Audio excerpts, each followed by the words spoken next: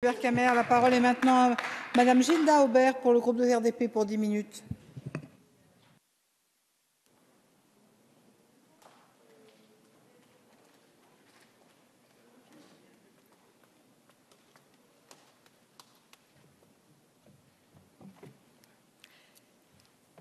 Merci Madame la Présidente.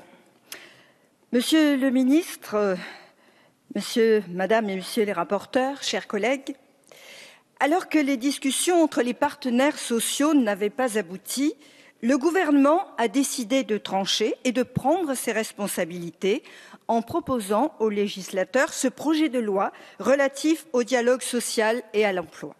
C'est là, n'en déplaise à quelques détracteurs, un signe fort, une marque de courage. Ce texte vient renforcer l'arsenal législatif déjà existant et complète en outre les dispositions votées notamment l'an passé concernant la démocratie sociale. Monsieur le ministre, je pense avec vous qu'il représente une vraie avancée sociale. Plusieurs points contenus dans ce projet de loi sont, aux yeux du groupe radical républicain, démocrate et progressiste, positifs. En effet, nous pensons qu'il est juste de donner voix aux salariés des TPE par la création de commissions paritaires régionales. Ces commissions paritaires régionales permettront d'assurer une meilleure représentativité des salariés. Nous proposerons à cette occasion un amendement technique afin d'appliquer cette mesure à Saint-Pierre-et-Miquelon et comptons sur le gouvernement pour trouver une issue favorable au cas spécifique de l'archipel.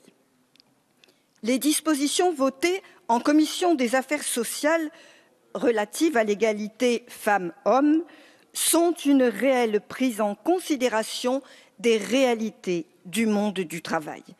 Il fallait se saisir de ce sujet dont nous ne pouvons plus nous exonérer. Ces mesures vont dans le bon sens, tant pour les salariés que pour les employeurs. Au moins, les choses seront-elles claires.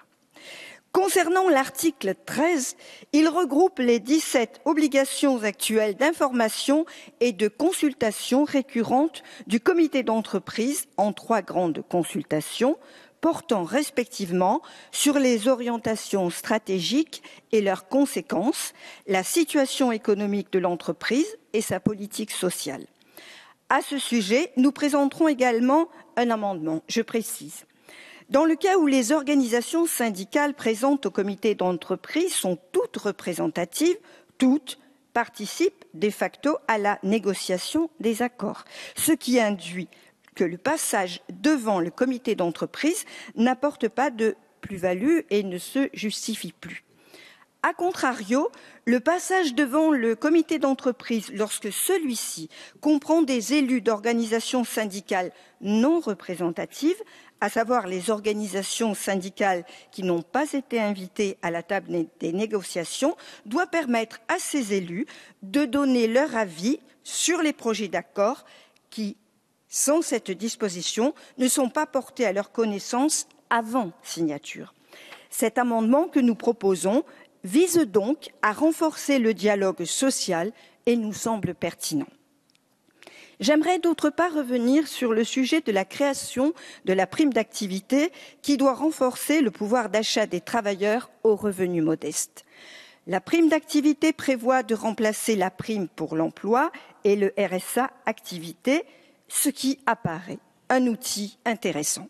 Cette nouvelle prime d'activité permettra notamment d'améliorer la situation de ménages aux ressources modestes, mais qui ne bénéficient pas des prestations sociales les plus ciblées sur la pauvreté.